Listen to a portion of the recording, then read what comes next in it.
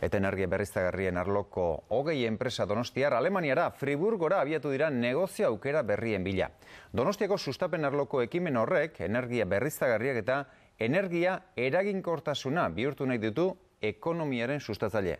Friburgo aitzindaria da alor horietan. Friburgori eguzkiaren hiria izena jarri diote. Guztia 60. hamarkadan hasi zen, zentral nuklear bat ezarri nahi izan zuten eta hiritarrek ez esan zuten. Ondoren berdeak udaletxera heldu eta hiria ekologiko bihurtu dute. 11.000 plaka solar daude eta 10.000 herritar inguru giroan lan egiten dute. Zerobiko isuriak zerokoak direlako harro dira. Joan etorrien herena bizikletan egiten dute. Ertaroko arrastoak eguzki energiarekin nahasten dira. Eliza, eraikin publikoak, merkatalguneak, futbol zelaia berak bat egin dute eguzki energia erabiltzearekin. 37 watt per capita sortzen dituzte.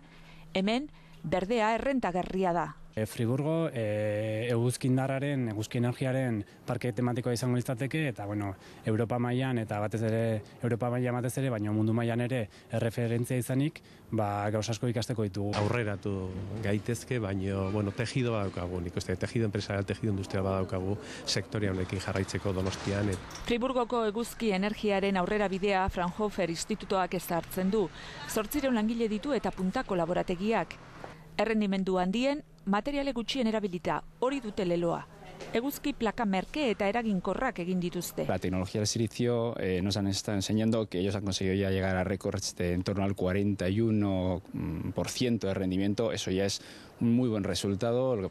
Horrek esan nahi du gainontzeko eguzki moduloen energia bilketa bikoiztea lortu dutela. Siliziozko teknikatik haratago joan da. Hala dio ingeniaritza alemaniar guzti honen zuzendari ordeak. Prototipoak eraiki, patentatu eta mikroenpresak sortzen dituzte hemendik. Hemen ikusten duguna han ere bai desarrollatu egin behar dugu.